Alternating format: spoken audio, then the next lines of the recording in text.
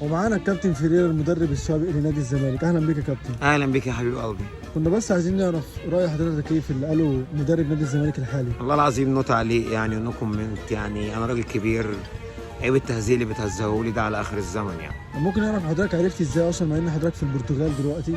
والله يا حبيب قلبي كابتن حسين نبيل كلمني قال لي عايزينك ترجع النادي، قلت له الصحه مش تمام ومش هترجع، قلت له مش هرجع. قال لي طب خد كلم.